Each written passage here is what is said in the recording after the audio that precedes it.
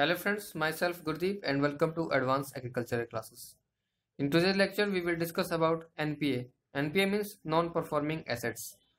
तो आज के लेक्चर में हम नॉन परफॉर्मिंग एसेट्स के बारे में डिस्कस करेंगे कि नॉन परफॉर्मिंग एसेट्स क्या होता है, इसके डिसएडवांटेज क्या है, कितने तरह के होते हैं और इनके से निपटने के लिए क्या क्या प्रावधान किए गए हैं, क्या क्या उपाय किए गए हैं। तो चलिए स्टार्ट करते हैं आज का लेक्चर एनपीए के बारे में। सबसे पहले एनपीए क्या है, नॉन परफॉर्मिंग एसेट्स क्या है।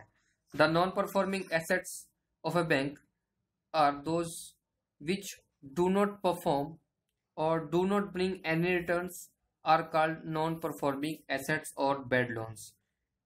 ऐसे लोन्स और ऐसी मनी जो कि बैंक लेंड करती है किसी को, फार्मर को या किसी को भी नीड है जिसको, अगर वो रिटर्न नहीं आता है या वो आने की संभावना नहीं है या उससे कुछ भी इंटरेस्ट या फायदा नहीं मिल रहा है, उस एसेट्स को, उस मनी को, उस लोन को बैड लोन या फिर एनपीए नॉन परफॉर्मिंग एसेट कहा जाता है।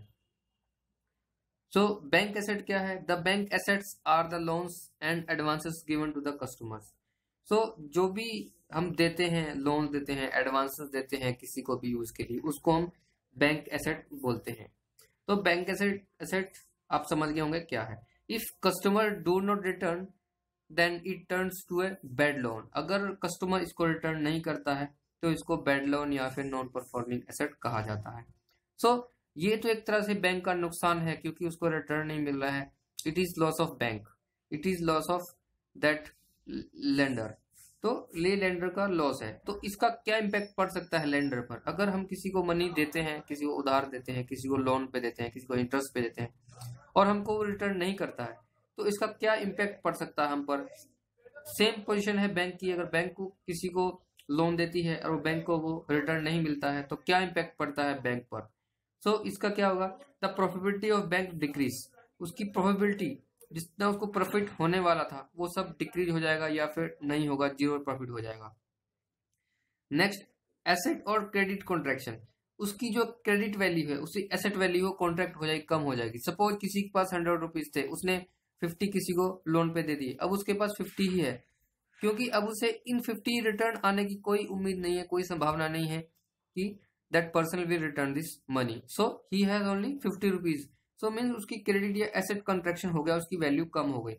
Problems in liability management. तो जितनी भी लायबिलिटी मैनेजमेंट है उसमें प्रॉब्लम आ जाएगी। उसको किसी को देना है, किसी लेना है, जो भी उसके सर्कुलेशन था कि अगर हम 50 इससे लेके 50 ये किसी और को देने, इस 25 में से किसी और, जो भी मैनेजमेंट था इतना कि सपोज 100 में से उसके 4 पार्ट थे, 50 किसी को दे दिया, 25 किसी को दे दिया और 25 किसी को दे दिया। तो उसके बाद उसको उम्मीद थी कि ये 50 रिटर्न करेगा और इस 50 को मैं आगे किसी को 15 और 35 करके लैंड कर दूंगा। तो इस तरह से जितना मैनेजमेंट था वो सब डिस्टर्ब हो जाएगा। Problem in the capital adequacy. तो कैपिटल एडिक्वेसी में प्रॉब्लम होगी। Decline in the confidence of the share holder. तो जो भी उस बैंक के या उस नॉन बैंकिंग फाइनेंशियल इंस्टीट्यूशन है या फिर फाइनेंशियल इंस्टीट्यूशन के है, इसके जितने भी शेयर होल्डर्स होंगे उसका जो कॉन्फिडेंस होगा वो लॉस कम हो जाएगा, लूज हो जाएगा, क्योंकि जो उसकी मनी लोन लैंड हुई थी वो रिटर्न नहीं आई है, तो मीन्स उसको लॉस होने का खतरा हो जाएगा, तो उसका कॉन्फिडेंस लो हो जाएगा। Reduce capital available for the subsequent loans. तो जो नेक्स्ट लोन्स है, जो सब्सिक्वेंट लोन देने वाला था बैंक, तो वो उसमें उसकी कैपिटल कम हो जाएगी, तो यानी वो आगे लोन और नहीं दे पाएगा। तो एक टर्म आती है नेट इंटरेस्ट मार्जिन या एनआईएम, आपने इस बारे में सुना होगा। तो ये भी इससे रिलेटेड है, नॉन परफॉर्मिंग एसेट से। तो ये कैसे इफेक्ट करती है, क्या है? नेट इंटरेस्ट मार्जिन क्या होती है? Difference between the interest income generated by banks और other financial institutions and amount of interest paid out to their lenders. तो ये क्या डिफरेंस है, किस चीज का डिफरेंस है मनी का? कि ये किसी को मनी लेंड की गई है और ये किसी से ली गई है। तो इन दोनों में जो इंटरेस्ट है, मीन्स कि अगर लेंड किसी को, इसका इंटरेस्ट रेट ज्यादा होता है और इसका इंटरेस्ट रेट कम होता है, तो इन दोनों का जो डिफरेंस होगा इंटरेस्ट रेट का, उन दोनों का जो डिफरेंस होता है उसी को हम नेट इंटरेस्ट मार्जिन बोलते हैं, कितना उससे प्रॉफिट हो रहा है। और नेट इंटरेस्ट क्या होता है? The interest income is difference between the revenue that is generated from A banks asset and the expenses associated with the paying out it's liability.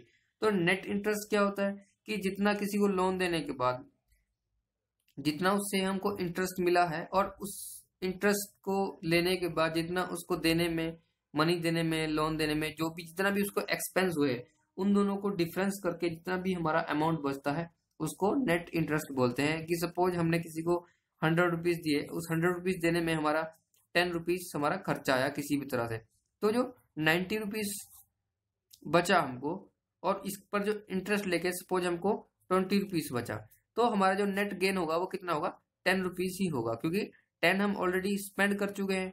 Gain हमको 20 हुआ, लेकिन 10 हमारा खर्चा हुआ और 10 हमको बचा, मीन्स हमको 110 का प्रॉफिट हुआ, टोटल मनी मिली, यानी 110 रुपीज का हमको टोटल प्रॉफिट मिला। तो इस तरह से इसको नेट इंटरेस्ट में काउंट किया जाता है। तो ये नेट इंटरेस्ट और नेट मार्जिन भी इसी से रिलेटेड है एनपीए से, कि अगर हमारा नॉन परफॉर्मिंग एसेट ज्यादा बढ़ जाएगा तो हमारा नेट इंटरेस्ट या फिर नेट इंटरेस्ट मार्जिन भी कम हो जाएगा, क्योंकि हमारा जो इंटरेस्ट आने वाला था वो नहीं आएगा। किसी ने लोन लिया है, वो मनी भी नहीं वापस कर रहा है, तो इंटरेस्ट तो कहाँ से देने वाला है। तो इस तरह से हमारा जो एनआईएम और नेट इंटरेस्ट दोनों ही कम हो जाते हैं। तो ये जो था एनपीए के बारे में। तो अब देखते हैं हम डिफरेंट काइंड्स ऑफ एनपीए। तो एनपीए के डिफरेंट तरह के कौन से एनपीए हो सकते हैं, एनपीए की डिफरेंट तरह की जो ये है प्रॉपर्टीज है, देखते हैं। तो एनपीए 4 तरह के डिस्ट्रीब्यूट किए गए हैं, डिवाइड किए गए हैं। एक कौन से, स्टैंडर्ड एसेट, सब standard asset, doubtful asset and loss asset. तो ये 4 तरह के एसेट्स बताए गए हैं जो एनपीए के अंडर में है। नॉन परफॉर्मिंग एसेट्स मींस की जिससे कोई फायदा नहीं होने वाला, उनको 4 कैटेगरी में डिवाइड किया गया है। तो चलिए देखते हैं एक एक के बारे में थोड़ा डिटेल देखते हैं। तो पहला है स्टैंडर्ड एसेट। स्टैंडर्ड एसेट क्या है, do not disclose any problem and do not carry more than normal risk attach to the business. तो ये स्टैंडर्ड एसेट वो होते हैं जिसमें कोई भी रिस्क नहीं है। सपोज हमने किसी को 100 रुपीज दे दिए हैं और हमको पता है कि 100 रुपीज हमको मिल जाएंगे after specified times for 10 days के बाद हमको जो 100 रुपीज रिटर्न मिलने वाले हैं। तो इसमें कोई भी रिस्क नहीं है, कोई प्रॉब्लम नहीं है कि हमको वापस नहीं मिलने वाले हैं, लेकिन एक नॉर्मल रिस्क तो रहती है कि से 1% चांस है कि कोई बंदा हमको रिटर्न नहीं करेगा, जो हर कोई बिजनेस में फायदा या नुकसान होने का रहता है। कि ठीक है, we have a chance to lose और we have chance to gain, तो 50-50 रहता है। तो उतना नॉर्मल रिस्क रहता है, लेकिन ये हमको नहीं रहता कि हमारा वापस नहीं मिलने वाला। तो इसको जो इस तरह के एसेट होते हैं या इस तरह की जो एनपीए होता है, तो इसको हम स्टैंडर्ड एसेट बोलते हैं, क्योंकि हमको डैम श्योर है कि हमको मिल ही जाएगा। लेकिन एक रिस्क स्पेसिफाइड रहती है कि ठीक है, रिस्क हो सकता है 50-50, मे नॉट गेट, लेकिन ये मिल जाता है नॉर्मली। नेक्स्ट टर्म है सब स्टैंडर्ड एसेट। तो सब स्टैंडर्ड एसेट कौन सा है, classified as NPA for a period not exceeding 12 months.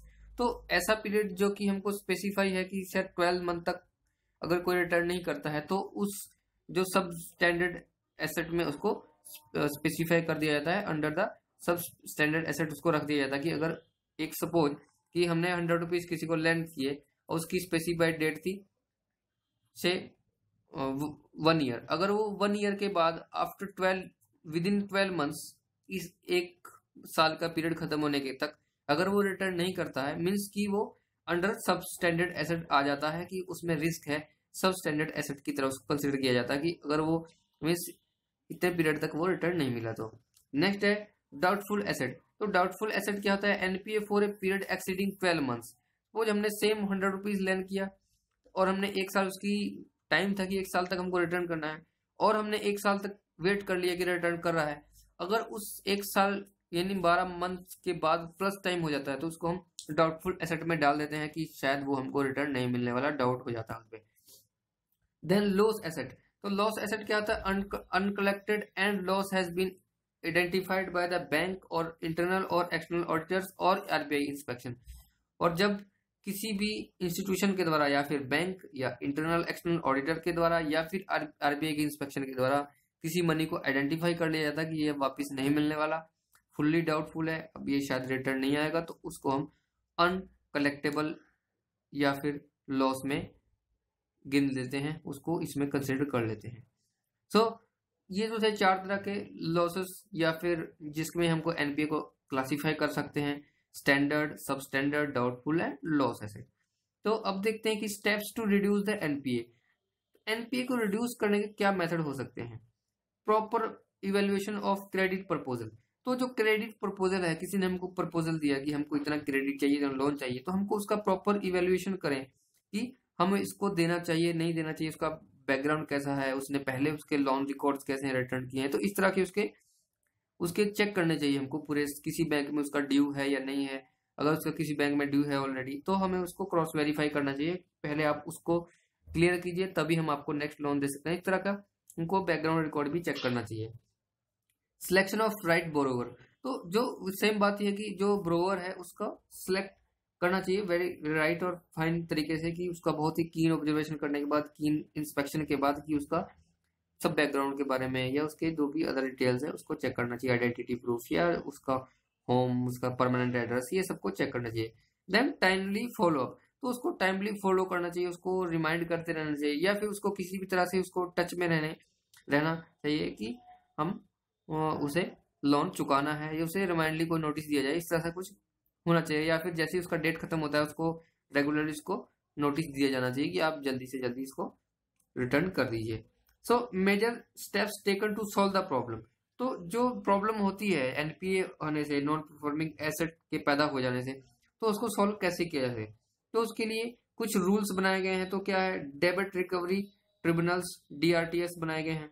Narasimha committee जो 1991 में बनी थी उसने रिकमेंड किया था, recommended setting up of special tribunals to reduce the time required for setting case, तो उन्होंने इसके टाइम रिक्वायर्ड था, मीन्स कि जैसे कोई केस को सॉल्व करना है तो उसके जल्दी से जल्दी उसको फिक्स किया जा सके, तो उसके लिए टाइम रिड्यूस किया जा सके, ताकि जैसे हम कि किसी लोन को रिटर्न करने से 1 ईयर टाइम है, आफ्टर 1 ईयर, तो उसको रिड्यूस करके थोड़ा और जल्दी से 9 मंथ कर दिया जाए, कि जिससे 9 मंथ में ही उसको केस को जल्दी से जल्दी सॉल्व हो। तो इस तरह से उन्होंने डेबिट रिकवरी ट्रिब्यूनल स्टार्ट किया था। नेक्स्ट है सिक्योरिटाइजेशन एक्ट 2002, तो 2002 में सिक्योरिटाइजेशन जो एक्ट था उसमें कुछ रिफॉर्म किए गए थे। बैंक इशू नोटिस पे विद इन 60 डेज, तो जब वो नोटिस जारी करता है तो कोलेटरल्स रखे जाते हैं, जब भी बैंक किसी को लोन पे करता है तो उसके एवज में कुछ कोलेटरल रखे जाते हैं, मीन्स कोई सिक्योरिटी ली जाती है, जैसे उसका होम है या फिर उसकी कुछ लैंड है, तो इस तरह से उसको जो कोलेटरल एज ए कोलेटरल रखा जाता है, तो उसके एवज में एक नोटिस पे जारी किया जाता है, नोटिस डिक्लेयर किया जाता है कि आपको विद इन 60 डेज ये पे करना है। अगर वो 60 डेज के अंदर पे नहीं करता है, after notice borrower can not sell his asset with in without consent of bank, तो जो भी उसने कोलेटरल रखा है तो उस पे उसको बैन हो जाता है कि वो 60 डेज के बाद अगर वो नोटिस को कोई एक्शन नहीं लेता है, मनी रिटर्न नहीं करता है, तो जो भी उसका कोलेटर है उसको वो आगे बेच नहीं सकता है, उस पर बैन हो जाता है। Banks can recover due selling the asset and changing management firms, और अगर वो तो बेच नहीं सकता है, लेकिन बैंक को ये अथॉरिटी होती है कि उसका जो भी हाउस है, होम है, लैंड है, बैंक उसको सेल करके अपना मनी वापस कर सकती है, अपनी जो भी उसने लोन का पैसा दिया है उस मनी को वो रिटर्न बैक ले सकता है।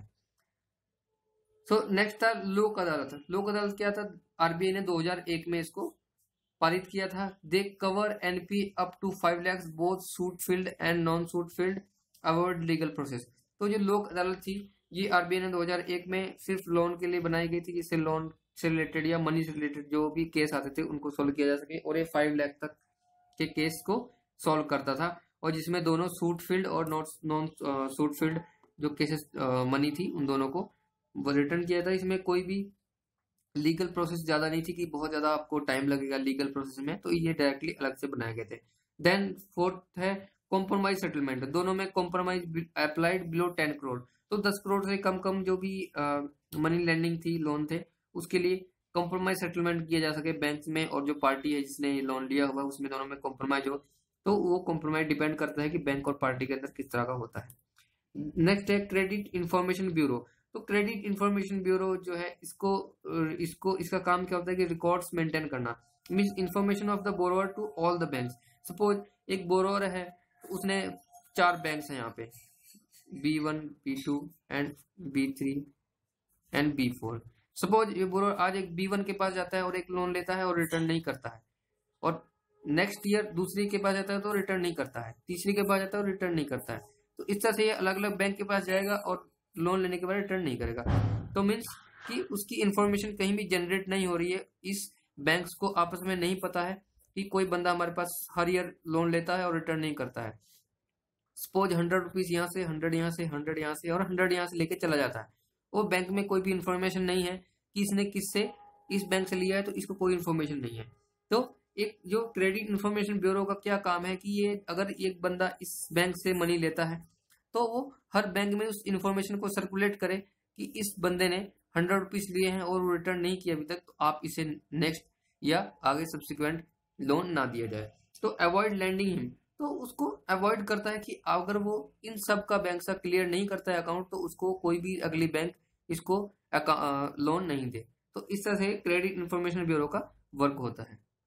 सो फ्रेंड्स, ये तो था आज का लेक्चर जिनमें हमने डिस्कस किया एनपीए के बारे में, उसकी डिसएडवांटेज के बारे में, वो कितना तरह का होता है, उसको कैसे कंट्रोल किया जा सकता है, या उसको कैसे रिटर्न बैक ले सकता है बैंक्स का, क्या क्या उसके मेथड्स हैं रिटर्न करने के। तो इस तरह से आज के लेक्चर में हमने देखा। सो आई होप आपको ये लेक्चर पसंद आया होगा, आपको ये चीज़ें बहुत आसानी से समझ में आई होंगी। अगर आपको समझ में नहीं आई अभी भी तो प्लीज़ आप कमेंट करके ज़रूर बताएं। Thank you for watching.